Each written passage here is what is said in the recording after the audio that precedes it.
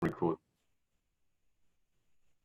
So in order to do that, what I want to show you guys is how to use Photoshop to, now Photoshop, I've already showed you guys how we can use it to do illustration, and that's fantastic. And there's all kinds of great ways to use it as like a painting device and everything. But it's also, Photoshop in its name is really great at retouching photos, okay? So that's something I want to show you guys today. And so here we've got, but before I get into like making this product shot better, okay, I want to show you just some basics of how to do some photo retouching on something that's maybe a little, not something you'll be working on, but I wanted to show you some of the tools, all right? So one of the most useful tools, the tool box that you've got has gotten better, okay? But like a lot better. But there's some fundamental things that that you should do to your photo the way when you're working this way. First thing I'm going to do is I'm going to duplicate my background layer, because what I want to work non-destructively. If I do anything to this photo, I want to be able to undo it. Because if my editor or my art director, someone comes to me and says, you've made a horrible mistake here, I want to be able to go back to my original. And so that will be preserved back here in the background layer, which I'll rename maybe original. I got to unlock it. I'm not going to bother with that. But so I got my working layer here. And so one of the first things, look, I think that you guys should, I'll show you that stuff later. There's some things that you can do that's just basic, like you know, doing like a levels, you know, making sure you've got a nice levels balance in here, something like that. This is a photo that I grabbed off the internet, so it's already had that stuff done to it. And when I get to my horrible product demo, I'll show you more about that. You'll see more about that, you know, there. But this one, it's got some pretty good color and everything like that. I want to show you is like the retouching and what we can accomplish with that. So over here, you can see there's kind of like a section here of stuff. This top one is the most important. It's got a lot of the tools that you might use. The spot healing brush, this is the one you got to think the least about, and you can accomplish like the most with. Now this is great for small things that you want to change or edit out of your photo. So like this is great for like someone's got a blemish on the cheek or something like that, little pimple. You can edit it out. Like I have a friend that someone I know who they do fashion photography, photoshopping and stuff like that. And he was showing me some of these photos, you know, stuff that's gonna end up on Cosmo cover or something like that. The befores and afters is ridiculous. Then no wonder people have bad self-images, because like nothing is like real. Everything's phony, you know. But anyway, so let's say I know this thing works really well, so I'm going to show you just how well it works by taking out one of these sheep. So like let's say we got too many sheep, my editor says, so I'm going to take this one out. So all I'm going to do is I just got the spot healing brush. I'm just going to go over him, and voila, he's gone. That's pretty cool, right? You can see there he is. One thing I can do is I'm working on this working layer, but if I want to actually, I'm going to undo that. If I actually want to go one step further, I can create a new layer that's like, let's say touch up. And if I go up here to my settings for my brush, you'll see one that says sample all layers. I want to make sure that's selected, all right? And I can do the same thing.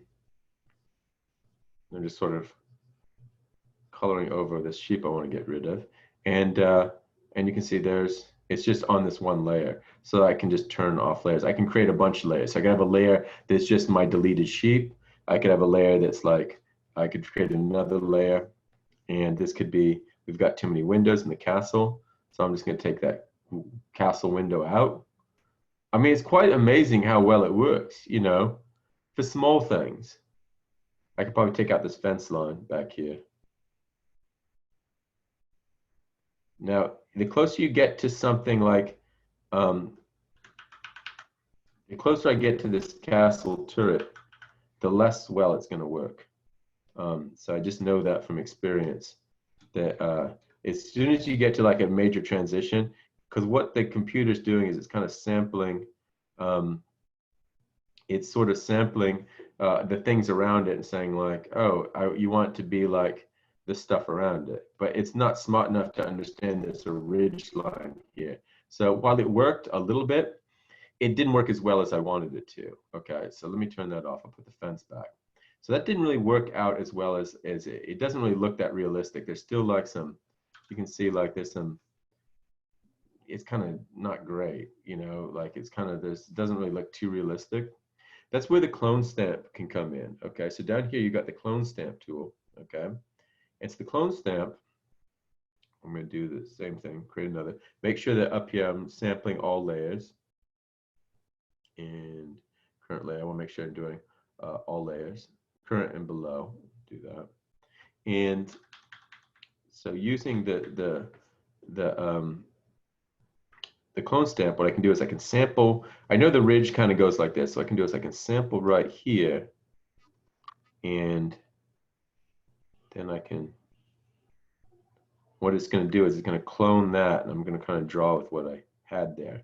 And then that's going to look a little bit better. You can see maybe better with what I'm doing down here. So I maybe instead of having not enough windows, we need more windows. Okay, so let's see. I'm going to grab this window. I'm going to hold down Alt, and that's going to bring up this like bullseye thing. And that's going to, and I'm going to be basically what I'm telling the computer is that like this is where I want to sample from. So I'm going to start from, I'm going to pick that. I'm going to move it over here. And I'm going to add a window. So now I've added a window instead of deleting it, you know, which is something we can do using the clone stamp tool. Oh, so we got the clone stamp. And if there's anything, now we can go back to the spot healing brush. If there's some places where it didn't really like transition very well, I can fix that, but it looks pretty good. And then down here where down here where my fence was, I can just go like that and get rid of the fence around it because I've kind of got a good, oh, that didn't work. I think I'm gonna use the clone stamp again because it's still sampling like from,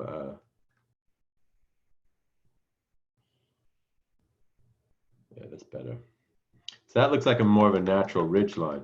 I just grabbed it from over here. You want to be careful with this because you do it too much and you'll get banding. So I want more sheep.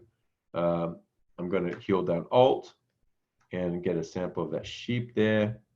And then I'll put some more, I'll put some more sheep over here. Okay. And I can put some more sheep. Oh, let's see. Put some more sheep over here. Okay, but then all of a sudden you're going to start seeing like this kind of banding where, oh, the sheep are the same. It might work all right from way back there. You're not going to kind of notice, except you kind of can. So maybe in order to make it look a little different, I could come in and I could use the spot healing brush to just get rid of that one sheep and get rid of like this sheep and get rid of these two sheep. And now if I zoom out, yeah, it looks a little bit more natural. Like they don't look as much like they were clumped together or whatever. So these are some of the main. I reason why I show you on this photo instead of the other ones because I think it's just a little easier to understand how these work on here. But those are the two big ones: the clone stamp tool and the spot healing brush tool. And if you're going to learn two of these, those are the ones that I would encourage you to learn how to do because with those you can accomplish a lot. All right. So now I want to move over to our actual product here, and this is really ugly. Okay, it's got lots of problems, hard shadow, all the things. Not a good photo to start off with. So I'm going to show you guys what, so first of all, we're going to create a duplicate because I don't want to destroy my original. And what I want to show you guys too is, now even if you're like, I would encourage you guys to use the adjustment layers to make these choices yourself. But at the very least, you can do this. You can go to auto tone, auto contrast, and auto color. Okay, and you can see that it's immediately better. Not great, but better. Okay, but I want to show you guys how to do this yourself. So that's one way you can do it, just using the image and then these auto features, okay? But I think we can do better than that. And so what I'm gonna do is, one of the things is it's got like this orangey thing to it that I think the color balance is off. So I'm going to play with the color balance a little bit.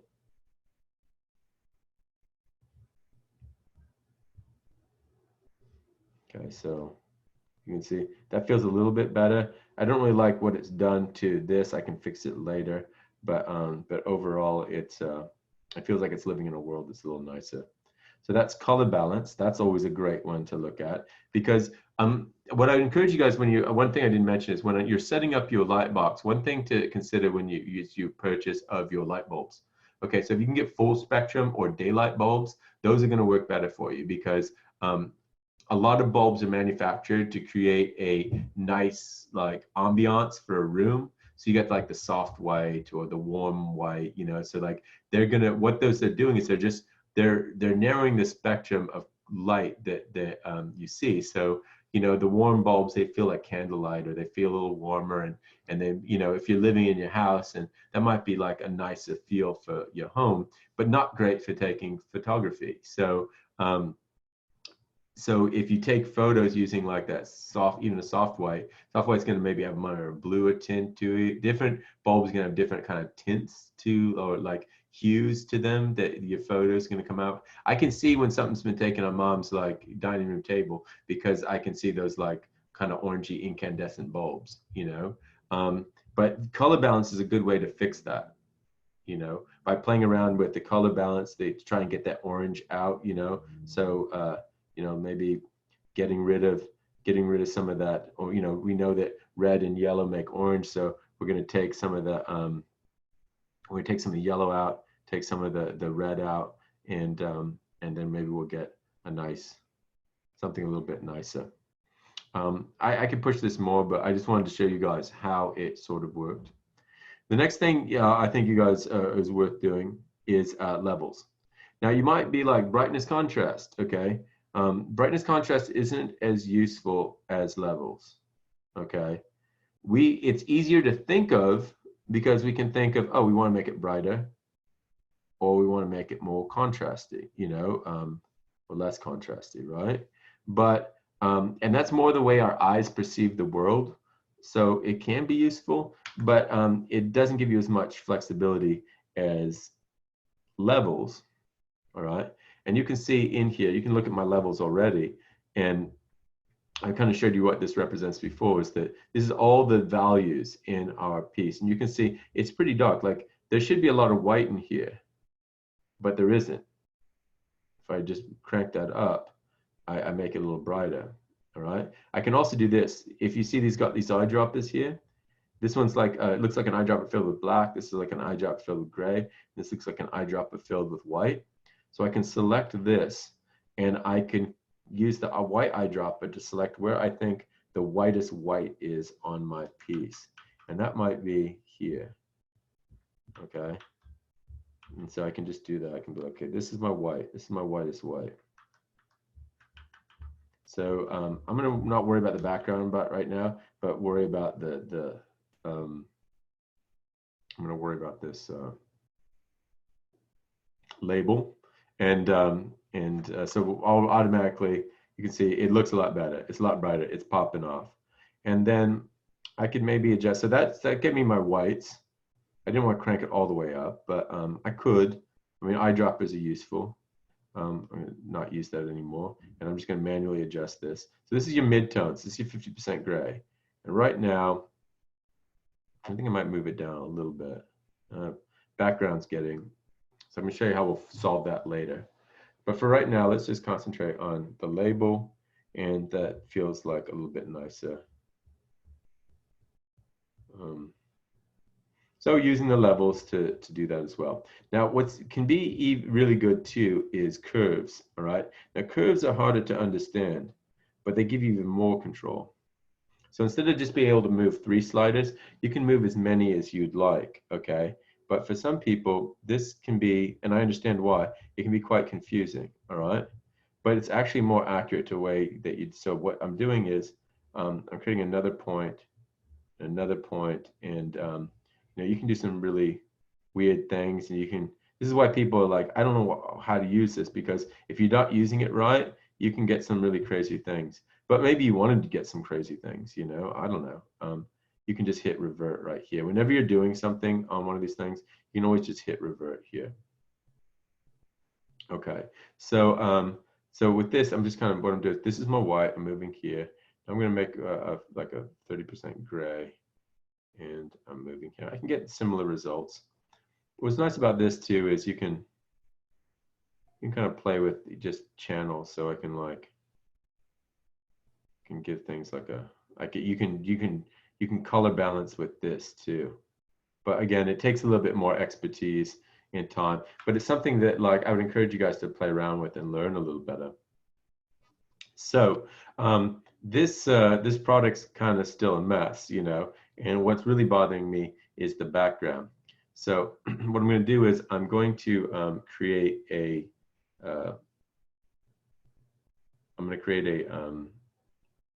a mask, so I can mask out the background.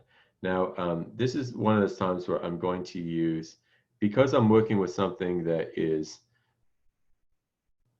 you know, I could just use the lasso tool and select this thing and create a mask. But I'm going to use the vector tools because I'm dealing with something that's a little bit more geometric. And so I'm not going to spend all day doing this, but if you were to do it, I would encourage you to spend a little bit more time than what I'm doing. And also what I like is that if I don't get the thing quite right, I could always adjust it with when I'm I could always adjust it, you know, if I had a different type of if I had a different brush or something like that, I could get in there and I could fix it using a brush if I was just doing a regular mask. All right, but this is nice because I feel like it does want to be kind of vectory because we're dealing with something with like hard edges. So and it's geometric, so using this makes sense, okay? And then I go to paths, and then what we'll do is create we'll do levels. So now I've got a levels that's just this. So I've got a vector mask now. And with that, I can just, so I'm going to turn off the levels that I already have that was doing the whole thing. And I'm going to now just do this one. So here, I'll do my thing again. So this is my whitest white. Oh, see, that's looking, look how nice that looks. But I'm going to take the, and so that's just affecting my bottle. It's not affecting, because I've got a mask here, you can see it's sort of bottle shaped. And so it's just affecting the bottle and not the background. All right. And it's nice, convenient. I've already got the shape. So if I just make a selection of that and I invert it, Command Shift I, and then I can create a new levels, and I can really blow that out. Really want to blow that out. Okay, and one of the other things with it is that it's got this color in it, but I'm going to take my hue and saturation, and I'm going to take the saturation down. And so that looks a lot better. I don't really like this hard edge back there. Let's see, levels, so I can.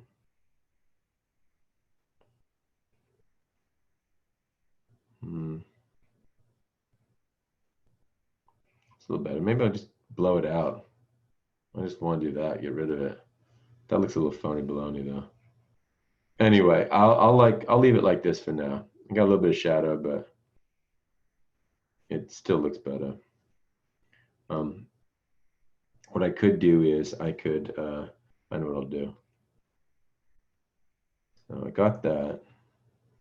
And I want to get rid of the shadow, so I'm just going to take another selection of this. And I'm holding down Shift and Alt. And you can see I've got a little X on my, lasso. So this is going to just give me, I'm going to give it sort of a like, just sort of grab this a little bit. This is going to give me an intersection of these two things, which is what that was. And now I'll create a levels. And then maybe I can just blow that. Nope, that didn't work. Oh, no. I'm gonna try something else. Anyway, maybe it's not that important. So, oh, I could clone this side. I won't worry about that. I want to show you guys some other things. So, but anyway, that's already looking a lot better than what it used to. Let me create another layer and put this on top. So I'm doing Control Shift, open bracket, the close bracket. That's going to bring it to the top. So you can see it's already better. Okay, it's not gray. I still don't like that shadow, but it's already stronger just color-wise.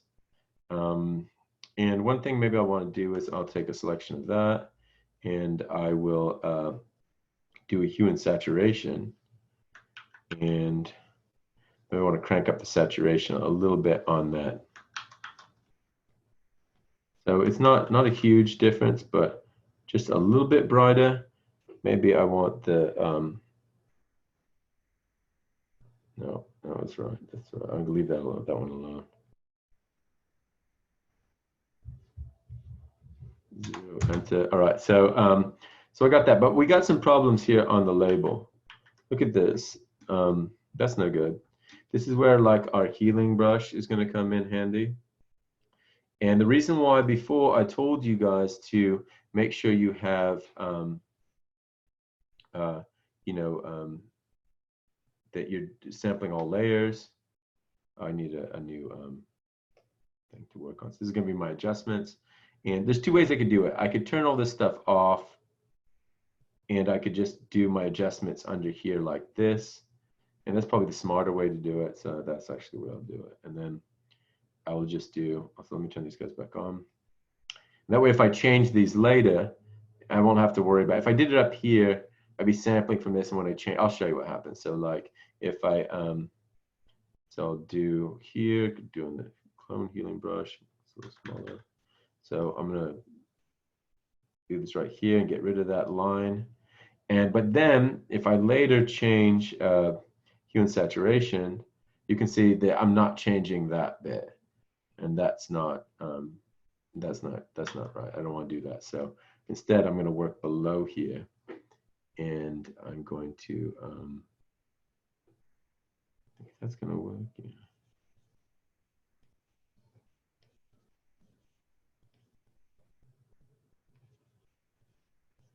So now I'm doing the same thing, but if I go up here and I change my hue and saturation.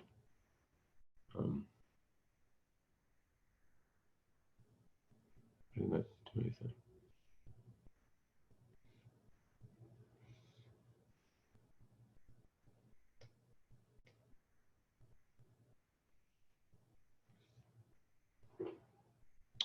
Why isn't that changing anything?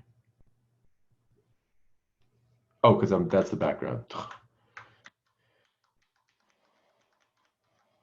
Okay, so yeah, I was on the wrong layer. I want to be on this hue and saturation layer.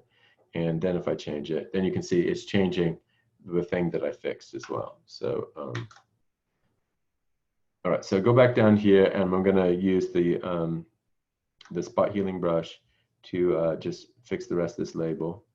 All right, this is great for like when you have, oh, you know, like a drop of glue when you're putting it together. It's easy to like shop that out.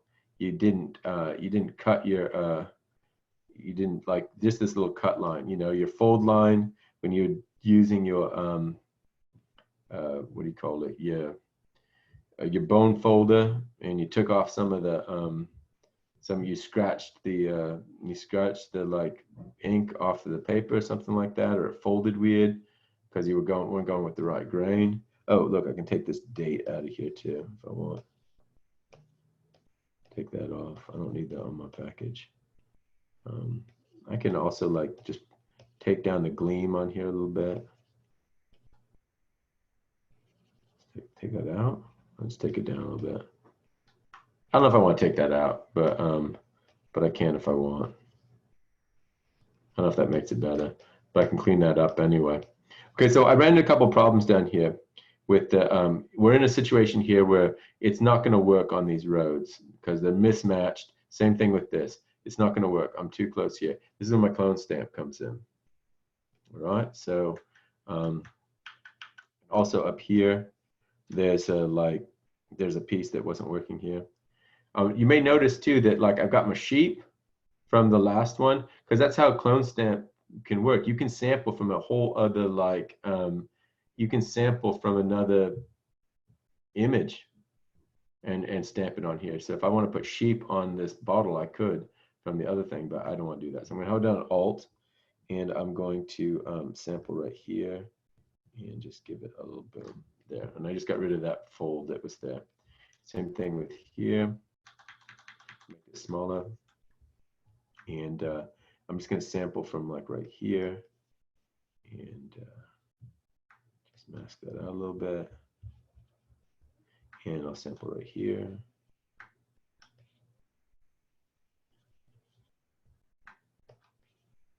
And if it's not quite right, you know, with this one, what I'm going to do is I'm going to just move these tracks down. So I'm going to just select this with my tool. And I'm going to do, I'm going to get a little bit more of that. And I'm just going to do Command-Shift-C, copy. No, just Command-C. No, wait, yeah. I'll go down here and copy it, actually. And then I'll go back up here, and I will paste. And, well, because it's not, I need to be underneath the color balance. Okay, and then what I'm going to do is going to move it down. So I'm just going to move it down a little bit to line those up.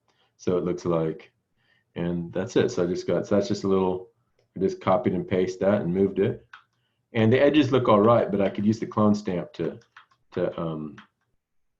make them feel right. So now that jacked up label, boom, it's all like, it's all good in the neighborhood.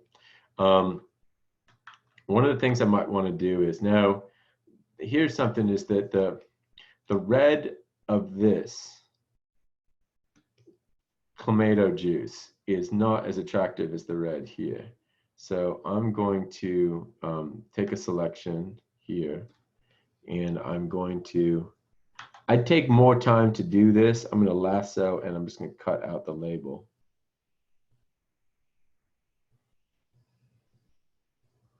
Crudely, but I'm just doing it quickly so you guys don't have to sit here and watch me. So I basically just got the clamato juice thing going, all right?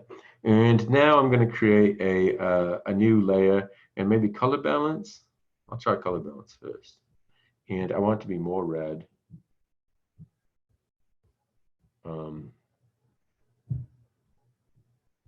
Yeah, so that's, I don't want it to be too phony baloney though, you know, like, that's getting a little phony baloney, but like, I want it to be a red. So I cranked up that red. So that's, let's see. Yeah, that's, I'm more likely to drink that. You know, that looks a little bit better. It looks a little bit more like tomato juice. I don't know, maybe it needs to be a little orangier. So I could give it a little yellow. Yeah, it's brighter anyway, you know. if I want to make it even more saturated, maybe I can take that selection, make a hue and saturation level, and I could crank the saturation up. I don't know what that's. No, that's no fun. Maybe just a little bit. It needs to be a little darker though.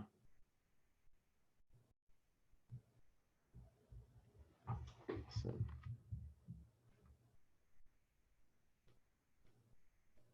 I don't know. Maybe that looks a little bit, but overall, it looks quite a bit better. This cap's a little. I don't like the blue on this cap, so I can do the same thing, and I could grab this cap and create another level layer. Oh, not solid color. Hue and saturation, and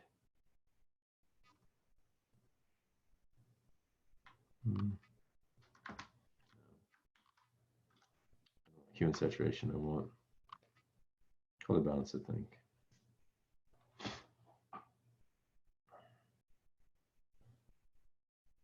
Yeah, it's just a little bit bluer, but it just kind of pops a little bit. So you can see this is what we had when we started. And now this is what we've got. It's still not great, but it's a lot better, you know, and I could spend basically all day working on this, but I don't want to do that. Like, I don't want to subject you guys to that.